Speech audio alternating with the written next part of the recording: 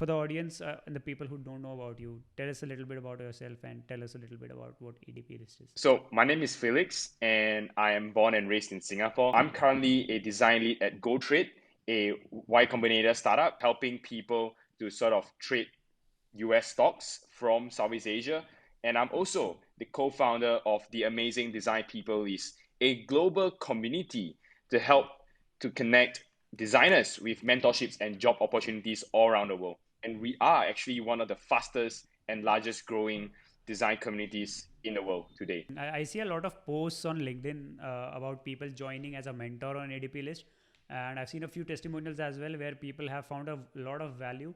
We actually needed a service like that where people could find jobs and mentors and have easy access to them. So thank you for doing that. Yeah, I mean, thank you for saying that. I'm super humbled. And I think, one of the best things that we can do in life is, of course, serve others before serving ourselves. And I think, ADP is absolutely this. As I mentioned, guys, in this video, we're going to talk about design careers. If you're new to design, where can you start and different career options can you have? If you're working as a designer for some time, how can you pivot and grow? Whether to work at an agency as an in-house designer or a product company as an in-house designer or go freelance. The one thing that I want to talk about, with all this is to sort of understand, what you prefer as a lifestyle, because all this has very different lifestyle, right? And the things that you're learning is also very different at each stage, right? We have agency, right? And agency meaning that, you probably won't stick with a project for a very long time. But what you would do is that you will encounter many different types of projects at an agency, right? Because you have many different clients. If you're a designer who, appreciates just jumping onto different projects, appreciate, just being curious and just want to hone your skill set, I highly encourage you to go to an agency. And that means that, you are either a junior designer or just someone coming fresh out of school or boot camp, or you're self-taught. Agency will be perfect for you because, there you face many different problems, you see many different products. It gives you a very wide range of exposure. And you have in-house, right? In-house designer, where you probably, you're working with a very dedicated team on a very dedicated product. Now, if you're looking to sort of dedicate your time to a product that you are passionate about, so for example, if I'm passionate about Instagram, right? I would love to be part of the in-house team at Instagram, just so that I could work on Instagram on a full-time basis without changing a product. So the in-house product is split into two. You can either be in a big company like Facebook, or you can be in a startup like GoTrade, which I'm in right now. And finally, you have the freelancer, which is very similar to agency, except you don't really work in a team. You are on an individual basis. You don't have to join a company. I would recommend it for people who are trying out a couple of projects at the start, and then just to see whether it suits you or not, right? So I would say that freelancers, it's a good to have, but of course it's also a good start for junior designers as well. Yeah, freelance is an interesting option. It also comes with a lot of cons also. The pros is you are independent. You get to choose the products that you want to work on. But certainly there are a lot of cons. One of which is you have to hunt for clients. That steady cash flow is, if you don't manage it well, it's not gonna be good for you in the longer term. Honestly, if you're a freelancer and if you're good at what you do, your clients would love to continue working with you. And then also they would likely to, say, hey, I have a friend that, wants to work with you, or that I would love to recommend you to someone, I would love to work with you again. As a freelancer, you want to try to not take up a lot of projects, but just maybe one or two, or the most three projects that you think that you can commit. Some of them might be going for stability in terms of financial gains, right? And I think that is okay. But if you want to do that, make sure that you do that with quality. So this is what I'll recommend. Don't take up too many projects. Just pick a few projects that you can commit to, and maybe get people to pay a premium for those. But make sure you produce quality projects. I have started my social presence like very recently, and with the little following or audience that I have, one question that they really don't know about or they don't ask themselves is, first of all, how much time will it take for them to become a designer? That's one question that they have. Second question is, how is design as a career in terms of longevity and finance, money?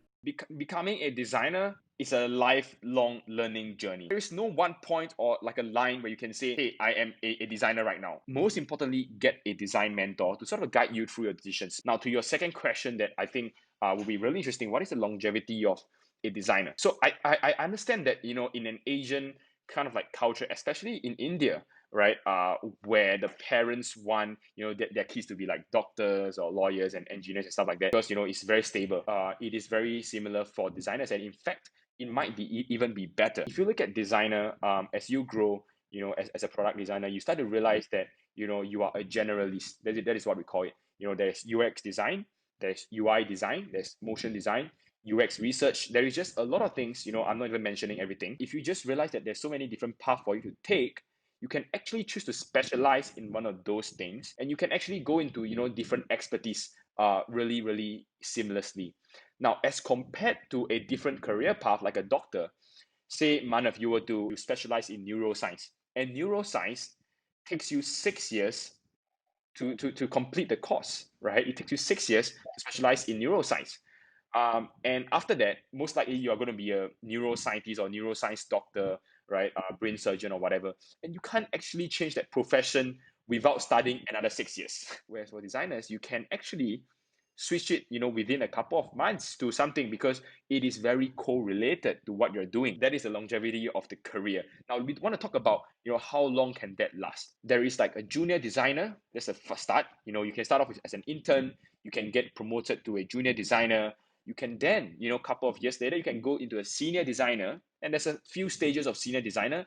And then you can go into a design lead, right, where you are leading a design team. And then after leading a design team, maybe you want to go into a senior design lead, right, where you are leading, more teams, or you are leading other design lead. And then, maybe you can go into like the director of design, where you're in charge of the entire department. Or you can go into the vice president of design, even higher level, where you're sitting on like the executive level. This is actually the longevity. And by the time you actually realize that you are at the director of product design, you're probably around maybe 40, 30 plus, and that actually you still have quite a few years to go, and then you can go into the VP of design. I highly encourage also you to try to step into the product path, right? You can be also a product manager. You might not be designing things, right? You might not be involved in the design process, but you're actually managing people, and you're actually managing designers, and you actually have an overview of how the product is going to run, the product strategy as well. And as a good friend and a mentor, he's a chief product officer at eBay Korea. His name is called Kevin. He told me that, hey, he would highly encourage more designers to just be, step into the product roles, because who else would be better suited for, product manager's role than a designer, right? Because we understand product strategy, we understand the user's problem, and we know how to balance between users and business goals. The career path is very, very attractive in this way. And I of course do hope to inspire more people to kind of look from this point of view as well. So I want to talk a little bit about the financial parts of being a designer. The first main thing is that don't go into design thinking that it's a trendy industry, because if you're looking this for long term, money won't satisfy you. If you can have money, but if the career that you're going to go on, don't really buy you happiness, then there's no point to do it. I wouldn't go into the ballpark salary or whatever that is. Big companies tend to pay you more, and then agencies tend to pay you very competitive price as well compared to the large companies. Freelancers, you guys can charge your own whatever that you want, but please, make it a fair amount for people who are paying. And then lastly, I would tell you about, startup, which I'm in at right now, is that, expect a humble salary, expect to take stocks, shares, expect to take risk. That's most important. Expect to take risk, which is of course why I say passion matters most, because that will be the kind of like the factor that tells you, hey, Felix, do you want to take a risk, right? And your passion will say, yes, I'm passionate about this product. I'm passionate about using my design to empower this product. Focus on being a good designer.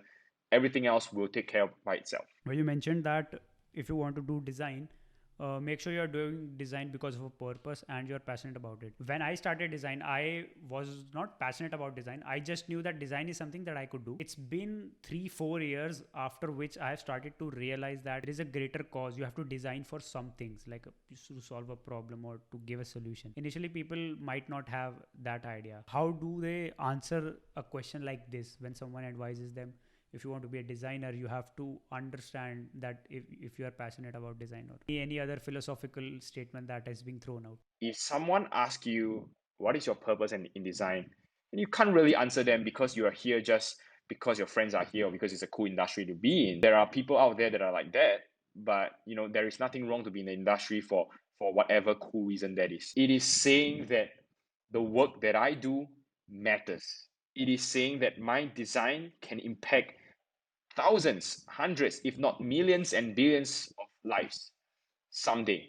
Not today. It could not be today, but it can be someday. If you don't have an answer to this yet, figure it out and don't settle. These are the words of Steve Jobs. Keep moving forward, right? And don't settle. And I'll tell you that someday you might find it. Someday you will find it. It might be in design, and it might not be. But it's okay if it's not in design, right? Because then you probably have already found your true passion. But if it's in design, then it's good. We're in the same industry. Welcome to the design industry. Now, second thing that I want to roll back to is passion. Now let's define passion here. Let's give a different answer than we have had already, which I think most of you have seen on my LinkedIn. If not, go to either Felix or my LinkedIn and check that clip out. We'll put it in the description below. Passion means that what is something that keeps you up awake at night, and just telling yourself that if you don't have this in your life, you can't live with it. It is a very funny statement, because sometimes at night I can't sleep because there are some things on the amazing design people list, or there are some things in my company GoTrade that I need to see to, and I know that it's going to have an impact on people. And I think that if you have a very deep connection to your passion, it speaks to you. If you have that answer that says, I'm going to wake up today and I'm going to do design, and for me, I'm going to do GoTrade, I'm going to do the amazing design people list, then I think you have something. Now, there is one question that is very confusing to even experienced people in the industry, which is a fuck ton of design roles that we have. UI designer, UX designer, product designer, and UI UX designer, interaction designer, motion designer. Someone who wants to be a designer, who just wants to start and understand the industry. How does one deal with this? I think, I would love to start this off by quoting from a very good friend, Satoshi, who works at Swiggy as one of the lead designers. He has one of these, he once said, all these roles with different titles actually just means the same thing, but just in different companies. Some companies love to name their UX designers as interaction designers, and then some companies love to name interaction designers as UX designers, and then some of them love to name UI designers as visual designers, and then some of them love to name UI UX designers as product designers. There is no difference. Essentially, they are the same thing. But I think in the case of any designers who wants to join the industry, don't be confused by these roles. Read the description carefully, understand what they mean, and if it matches what you want to do, if it matches your skill sets and your passion, most importantly, right? If it matches what you think you can contribute to the company. And if it matches, it doesn't matter if it's, whatever role there is, whatever name it is, apply for it, go for it, and let the hiring managers who are looking at your portfolio make the decisions, because you can't control that. But all you can control is reading the details and then applying for it, approaching it with a very positive mindset. And I just want to put a word out there that if you don't work in big companies like Google, Amazon, Facebook as a designer, that's not the end of the world. There are a lot of companies, there are a lot of problems that actually needs a designer in there. So just search for that instead. 100% agree. 100% agree. Like, look, Manav, there's a lot of people that wants to go into like the FANG companies, which are like Facebook, Amazon, Apple, Google, right? Netflix as well. I think it's good company. I mean, these companies has one of the best practices in the design industry, but one of the best people that I've met, in design actually do not come from these companies. Some of my mentors are even not from these companies. I mean, I have a mentor who is a director of product design at Facebook. She's an amazing person, right? But I also have mentors who are not from these companies, and they still teach me a lot of amazing things, because these are perspective, right? Perspective matters in design. You want to get as much perspective as you can, not just from the big companies.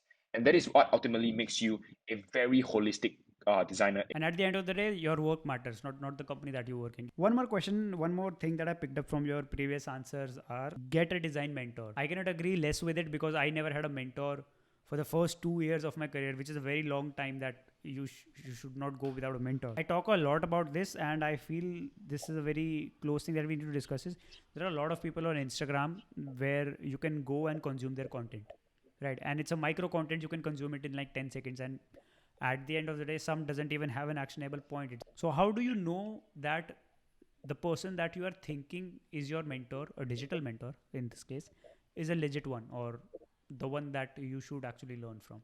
One of the ways to identify who you want to follow is to be able to sort of go into their portfolio, look at their case study, look at the kind of quality, not in just in terms of looks of the product, but the results of the products. Like, do they reflect what they're sharing?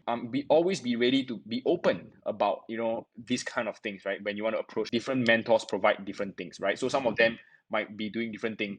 Does not mean that they are low quality. It means that they just are doing different things.